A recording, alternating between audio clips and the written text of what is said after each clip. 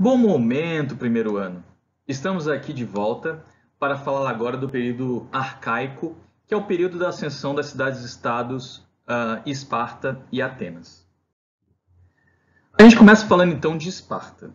Esparta vai se localizar ali onde a gente chama de Península do Peloponeso, também chamado de Planície da Lacônia. E aí, só para a gente entender como é que esses povos vão influenciar as nossas vidas, vocês nunca ouviram falar numa pessoa lacônica? Se nunca ouviram falar, o significado de pessoa lacônica é uma pessoa de poucas palavras, tá?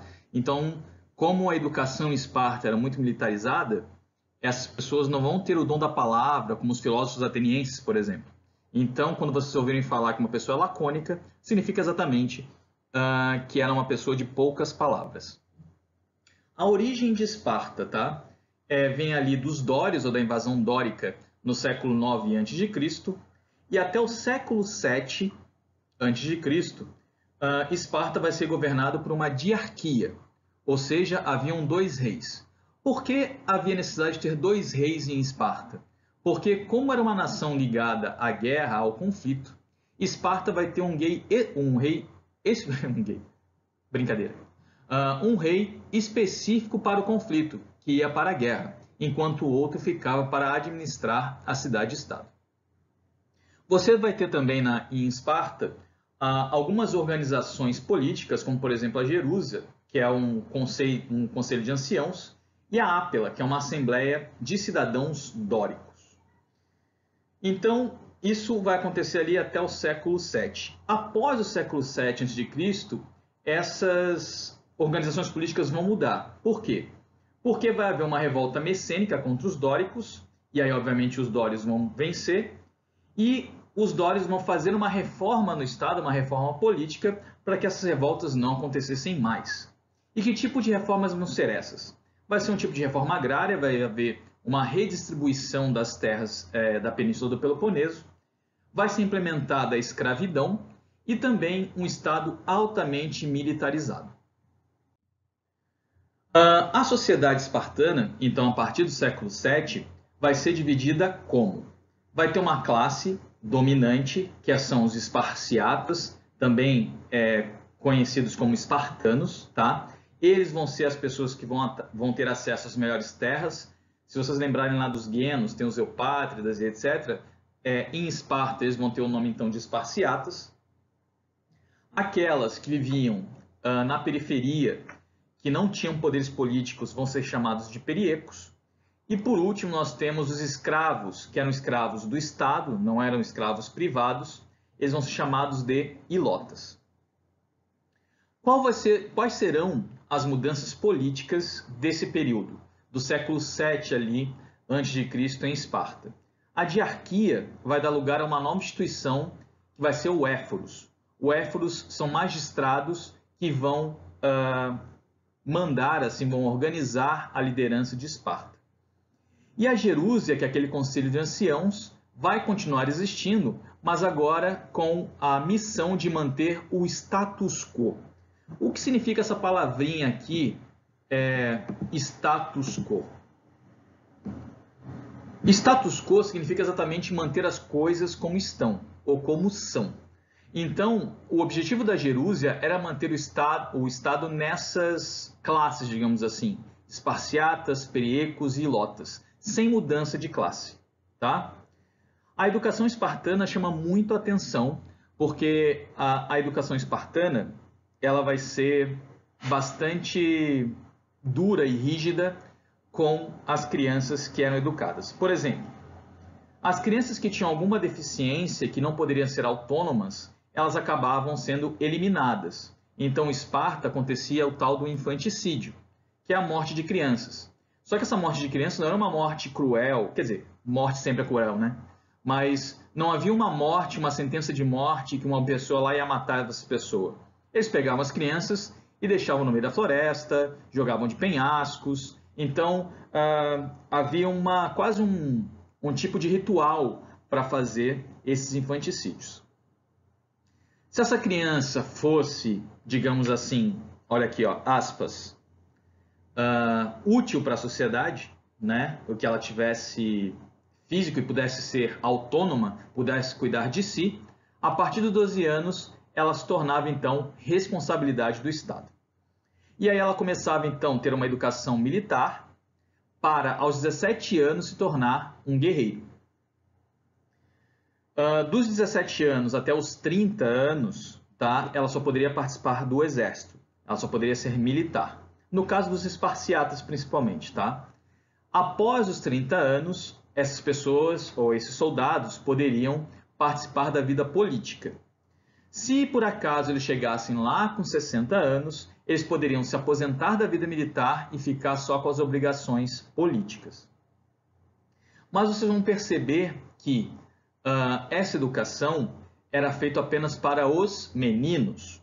As meninas não tinham acesso à educação e a educação feminina ou a educação das mulheres eram para parir filhos.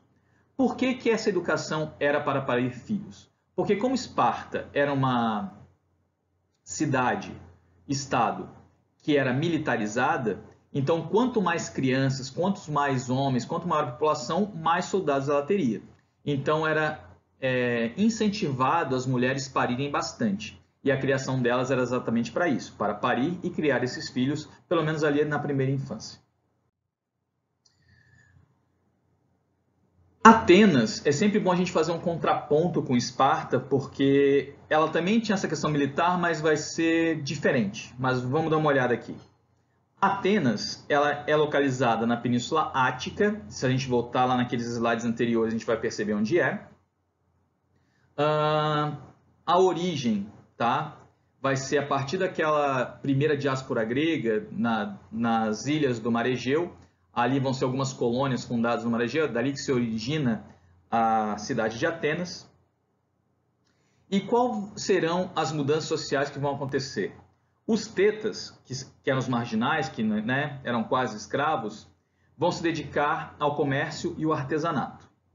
Os agricultores, os georgoi, por não conseguir honrar com os empréstimos feitos junto aos eupátridas, muitos vão se tornar escravos por dívidas.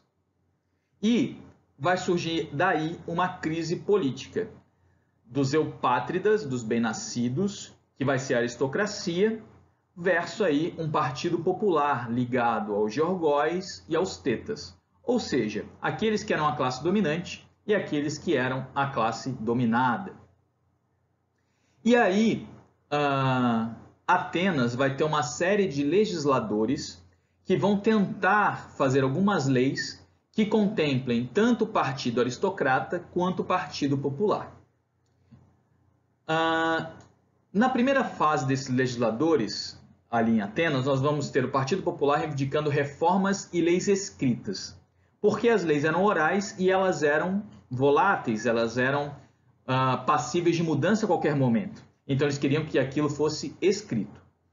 O primeiro legislador que vai tentar dar conta dessas demandas ou dessas vontades do Partido Popular vai ser Drácon, que ele vai ser incumbido pela classe dominante, pelos eupátridas, a redigir as primeiras leis. E Drácon vai ser muito rigoroso nessas primeiras leis.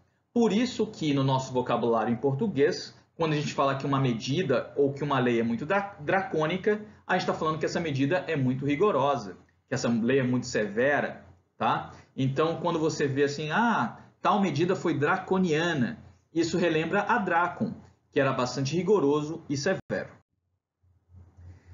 Bom, a segunda fase, o Partido Popular vai exigir a participação também no poder político. E aí, os eupátridas vão eleger um novo reformador, agora Solon, para fazer algumas reformas no Estado para tentar dar conta das demandas ou das vontades do Partido Popular. E quais serão essas reformas? Reformas econômicas, reformas sociais, como, por exemplo, a abolição da escravidão por dívidas, e também o regime censitário.